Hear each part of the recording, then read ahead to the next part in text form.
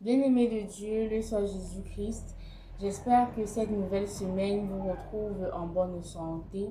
Je bénis le Seigneur pour cela. Alors aujourd'hui, nous allons aborder un nouveau thème, à savoir aller de toutes les nations, faites des disciples. Ceci est un extrait de Matthieu 28, verset 19. Je vous situe rapidement dans le contexte.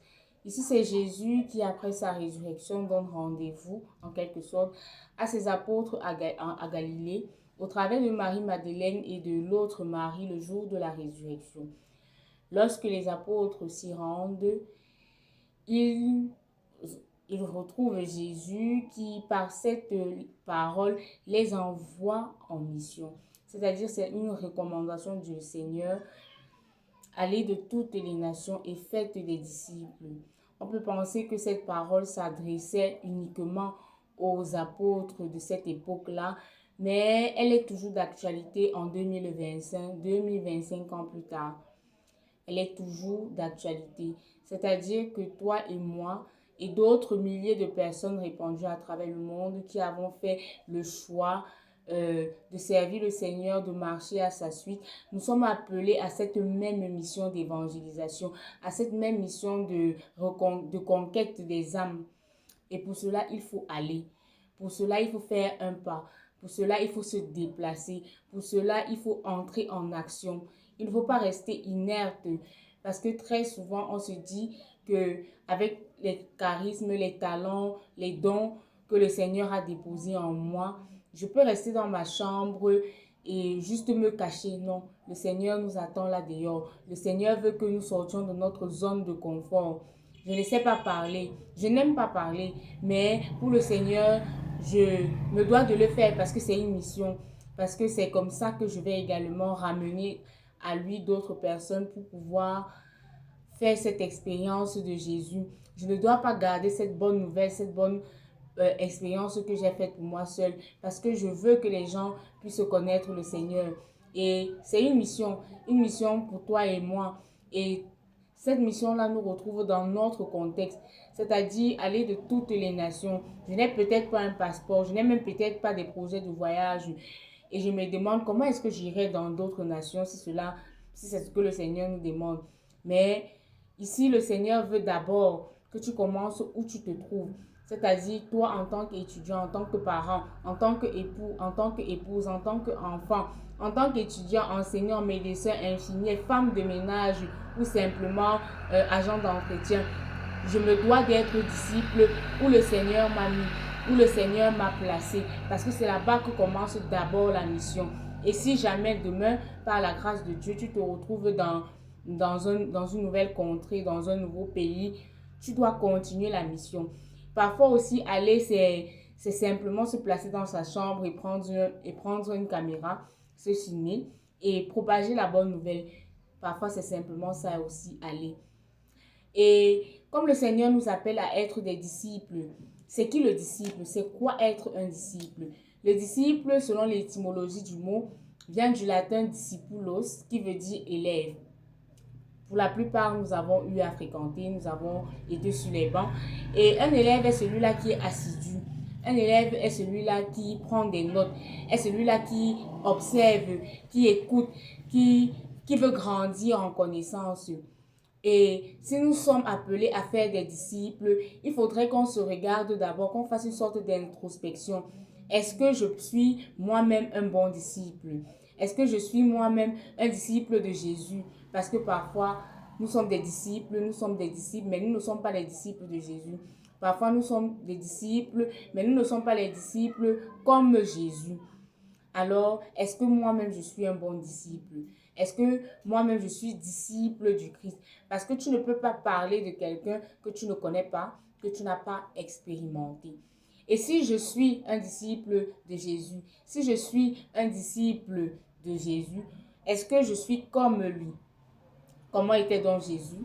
Jésus était doux, Jésus était compatissant, Jésus était miséricordieux, Jésus était lent à la colère, Jésus était bon. Est-ce que je suis ce genre de disciple-là?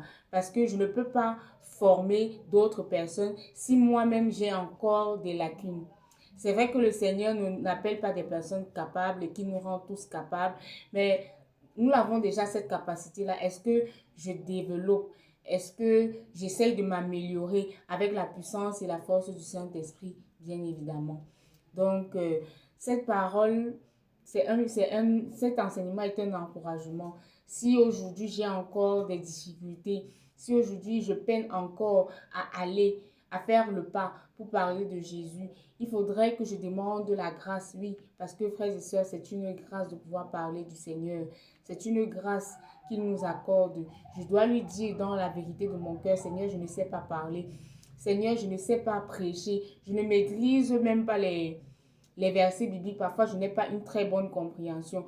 Mais si tu me donnes ta grâce, je vais pouvoir aller et ramener à toi des âmes pour la plus grande gloire de Dieu. Alors je prie qu'en cette nouvelle semaine, le Seigneur nous accorde la grâce d'aller, que le Seigneur nous accorde ce zèle spirituel-là, que le Seigneur nous accorde la grâce également d'être de bons serviteurs pour pouvoir aussi former d'autres bons serviteurs selon le cœur de Dieu. Loué soit Jésus-Christ. Shalom. Bien-aimé de Dieu, bonsoir. J'aimerais te partager en ce moment un message sur le chapitre 28 de l'Évangile selon saint Matthieu, dans son verset 19. Il est écrit: Allez donc de toutes les nations, faites des disciples, les baptisant au nom du Père et du Fils et du Saint-Esprit. Allez donc de toutes les nations, faites des disciples, les baptisant au nom du Père et du Fils et du Saint-Esprit. Ce verset s'intitule la mission universelle. La mission universelle intervient dans un contexte très particulier, le contexte où Jésus est mort,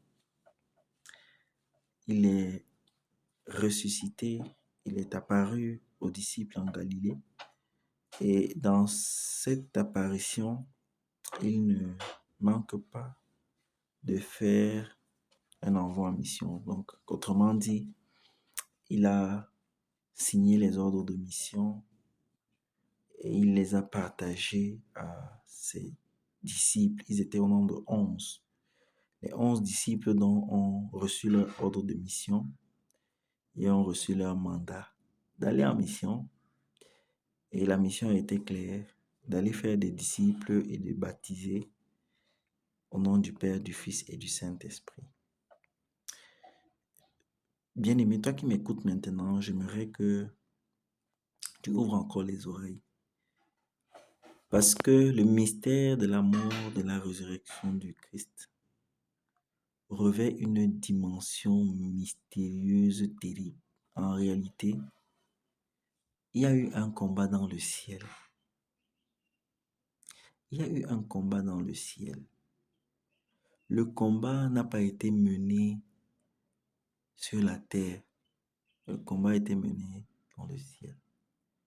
Lorsque l'accusateur des frères se tenait près du trône de la grâce pour accuser les frères, le Seigneur Dieu, dans son immense amour, sachant que il n'y avait plus rien qui le liait à sa création, il n'y avait plus rien qui était le pont entre lui et sa création, décide de chercher autour de lui qui est-ce qu'il va envoyer. Qui est-ce qu'il va envoyer pour rétablir cette relation d'amour qu'il a tant voulu lors de la création dans le livre de Genèse? Ce qu'il va faire, c'est qu'il va chercher. Et voici que en Isaïe, le prophète nous dit, le Seigneur, notre Père, dit, qui enverrai-je? Qui enverrai-je? Et le Fils de dit, me voici, envoie-moi. Je suis là pour faire ta volonté. Voyez-vous, il va se lever. Il va dire, moi, je vais faire ta volonté. Je vais te réconcilier. Je vais réconcilier l'humanité à son créateur. Et qu'est-ce qu'il va faire? Il va prendre la condition humaine. Il va descendre sur la terre. Il va subir les plus atroces des douleurs qu'un homme peut subir. Je ne sais pas si vous imaginez comment on torture un prisonnier. Non, ça c'est petit.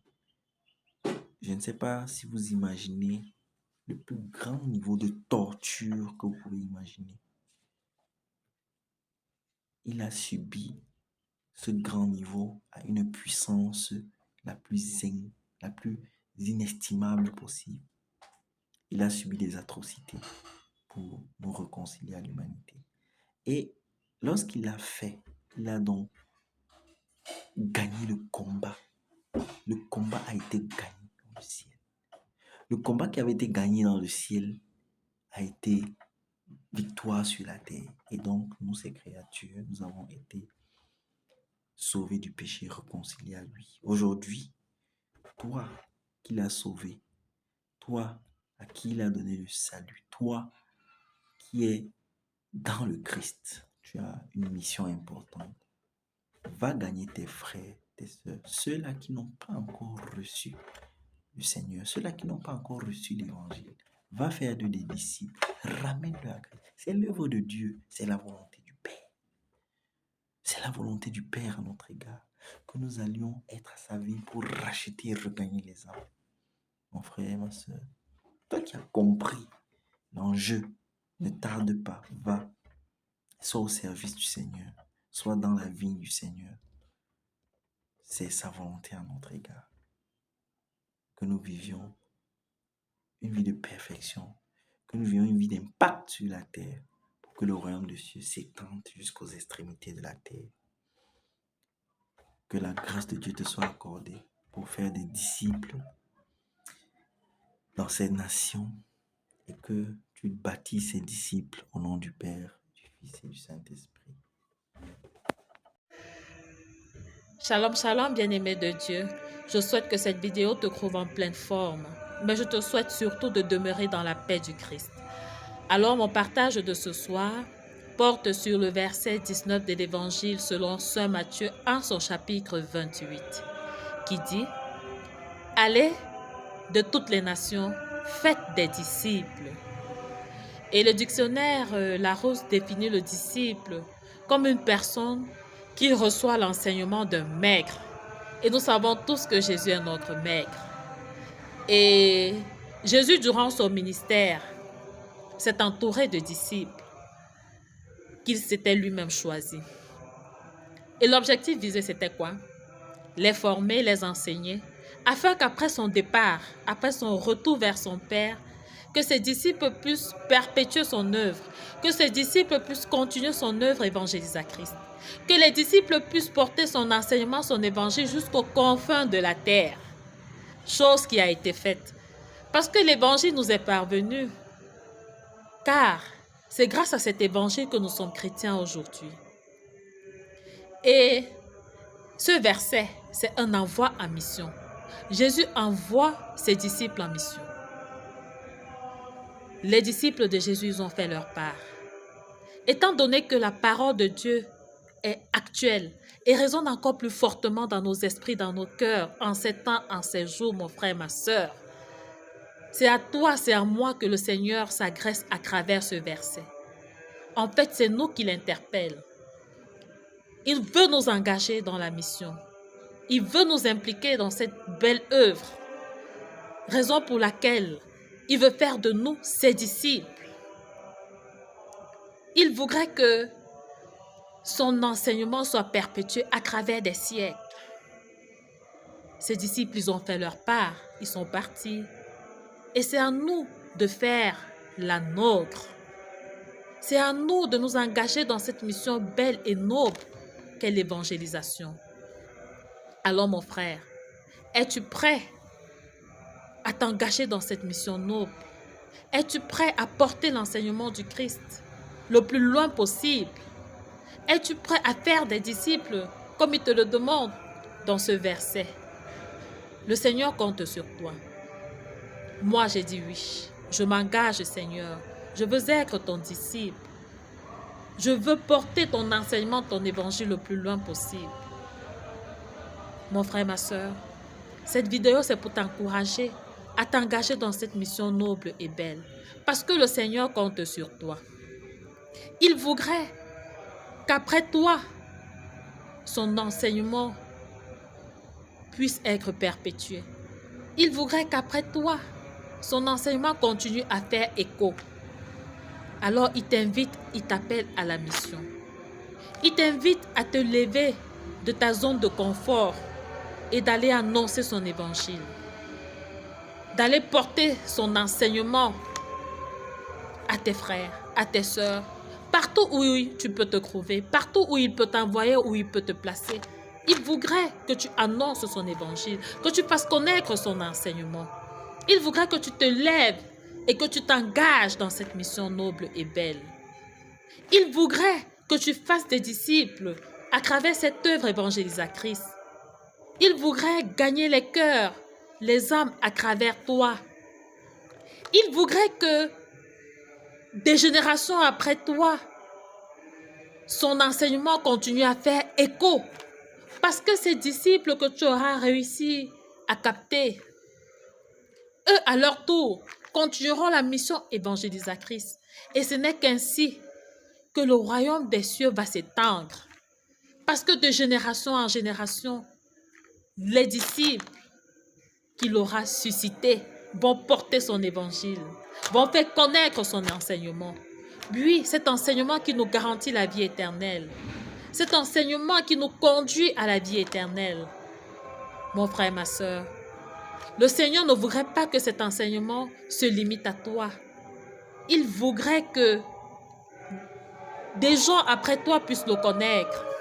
Des générations après toi puissent le connaître, cet évangile, cet enseignement. Il voudrait que tous nous soyons sauvés, que toutes les créatures de Dieu puissent connaître cet enseignement.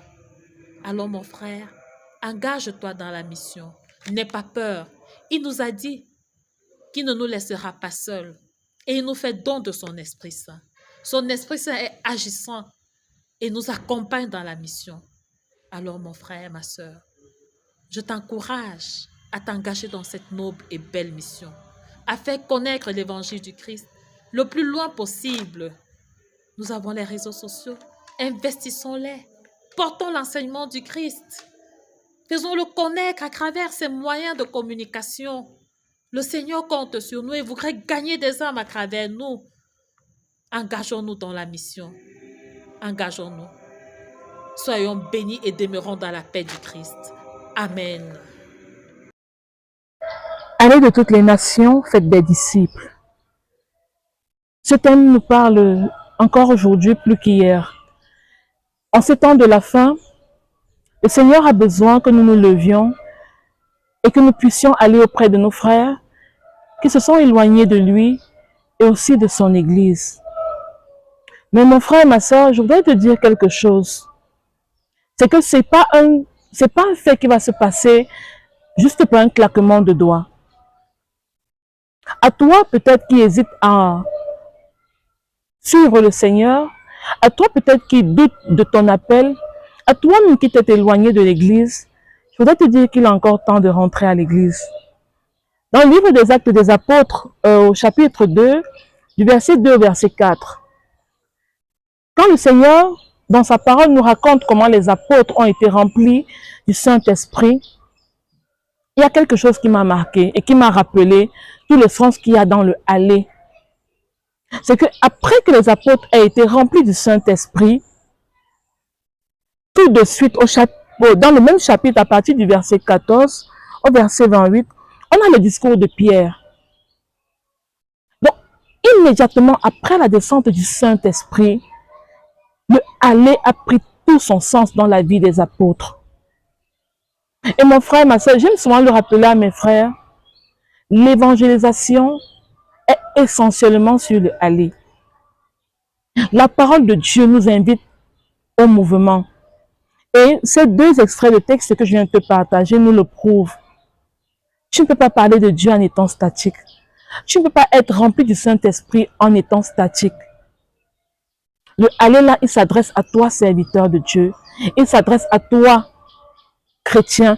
Il s'adresse à tout le monde. Parce que tout se trouve dans le mouvement. Dans ta vie, je vais dire quoi, pas physique, ce serait dans ta vie professionnelle, pour que tu puisses avoir accès à une promotion, pour que tu puisses voir peut-être ta vie financière changer de trajectoire, forcément, il y a un mouvement que tu dois faire. Forcément, il y a un ensemble de choses que tu dois mettre sur pied. C'est la même chose dans la vie de foi.